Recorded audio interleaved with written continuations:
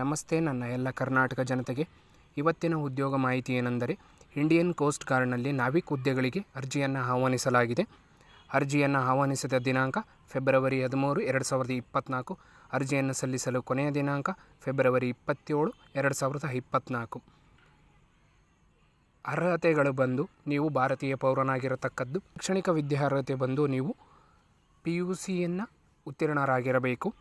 ಗಣಿತ ಮತ್ತು ಭೌತಶಾಸ್ತ್ರವನ್ನು ನೀವು ಅಧ್ಯಯಿಸಿರಬೇಕು. ವಯಸ್ಸಿನ ಮಿತಿ ಬಂದು ಕನಿಷ್ಠ ನೀವು 18 ವರ್ಷರಾಗಿರ್ತಕ್ಕದ್ದು ಮತ್ತು ಗರಿಷ್ಠ 22 ವರ್ಷ ವಯಸ್ಸಿನವರಾಗಿರಬೇಕು. ನೀವು 1 ಸೆಪ್ಟೆಂಬರ್ 2002, 31 ಆಗಸ್ಟ್ 2006 ನಡುವೆ ಜನಿಸಿರಬೇಕು. ಒಟ್ಟು ಹುದ್ದೆಗಳು 260. ಕರ್ನಾಟಕದವರು ಅರ್ಜಿ ಸಲ್ಲಿಸಬೇಕಂದರೆ ನಾವು ವೆಸ್ಟ್ ಝೋನ್ಗೆ ಸೇರ್ತೀವಿ, ಅಂದರೆ ಪಶ್ಚಿಮ ವಲಯಕ್ಕೆ ನಾವು ಸೇರ್ತೀವಿ. ಅಲ್ಲಿ ನೀವು ಅರ್ಜಿಯನ್ನು ಸಲ್ಲಿಸಬೇಕಾಗ್ತದೆ ಆ ಝೋನಿಗೆ. ಸೆಲೆಕ್ಷನ್ ಪ್ರೊಸೀಜರ್ ಬಂದ್ಬಿಟ್ಟು 4 ಹಂತಗಳಲ್ಲಿ ನಡೆಯುತ್ತದೆ. ಸ್ಟೇಜ್ 1 ಬಂದು CBT ಅಂದರೆ ಕಂಪ್ಯೂಟರ್ ಬೇಸ್ಡ್ ಎಕ್ಸಾಮಿನೇಷನ್ ಅಂತ ನಡೆಯುತ್ತೆ. ಇಲ್ಲಿ ಕಂಪ್ಯೂಟರ್ ಬೇಸ್ಡ್ ಎಕ್ಸಾಮಿನೇಷನ್ಸ್ನಲ್ಲಿ ರಿಟರ್ನ್ ಟೆಸ್ಟ್ ಇರುತ್ತೆ. ಸೆಕ್ಷನ್ 1 ಮತ್ತು ಸೆಕ್ಷನ್ 2 ಅಂತ ಇರುತ್ತೆ. ಸೆಕ್ಷನ್ 1ರಲ್ಲಿ ಗರಿಷ್ಠ 60 ಅಂಕಗಳಿರುತ್ತವೆ. ಜನರಲ್ ಕ್ಯಾಟಗರಿಯವರು, ಎಕನಾಮಿಕ್ ವೀಕರ್ ಸೆಕ್ಷನ್ನವರು, OBCಯವರು ಇಲ್ಲಿ ಕನಿಷ್ಠ 50 ಅಂಕಗಳನ್ನು ತೆಗೆದು ನೀವು ನಂತರದ ಹಂತವನ್ನು ಪ್ರವೇಶಿಸಬೇಕಾಗ್ತದೆ. ಮತ್ತು SC ಮತ್ತು STಯವರು ಒಟ್ಟು 44 ಅಂಕಗಳನ್ನು ತೆಗೆದು ನೀವು ನಂತರದ ಹಂತಕ್ಕೆ ನೀವು ಹೋಗಬೇಕಾಗ್ತದೆ. ಸ್ಟೇಜ್ 2 ಬಂದು ಫಿಸಿಕಲ್ ಫಿಟ್ನೆಸ್ ಟೆಸ್ಟ್ ಇರುತ್ತೆ.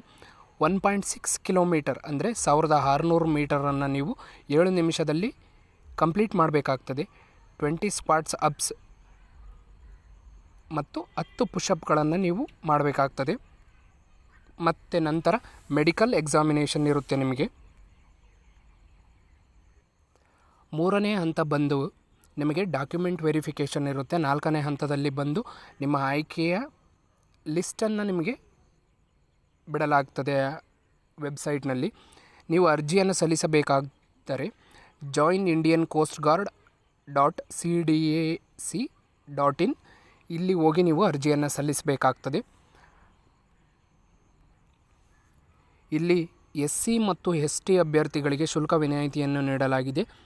SC ಮತ್ತು STಯವರನ್ನು ಬಿಟ್ಟು ಉಳಿದ ಯಾರೇ ಅರ್ಜಿ ಸಲ್ಲಿಸಬೇಕಾದರೂ ನೀವು ಕನಿಷ್ಠ 300 ರೂಪಾಯಿಗಳನ್ನು ಅರ್ಜಿ ಶುಲ್ಕವಾಗಿ ನೀಡಬೇಕಾಗ್ತದೆ. ಎಕ್ಸಾಮಿನೇಷನ್ ಸಿಟಿ ಬಂದ್ಬಿಟ್ಟು within 30 kilometre from the current address. ಅರ್ಜಿಯನ್ನು ಸಲ್ಲಿಸುವ ಮುನ್ನ ಇನ್ನೊಮ್ಮೆ ನೀವು ನೋಟಿಫಿಕೇಷನನ್ನು ನೋಡಿಕೊಂಡು ಕ್ಲಿಯರ್ ಮಾಡಿಕೊಂಡ ನಂತರ ನೀವು ಅರ್ಜಿಯನ್ನು ಸಲ್ಲಿಸಿ.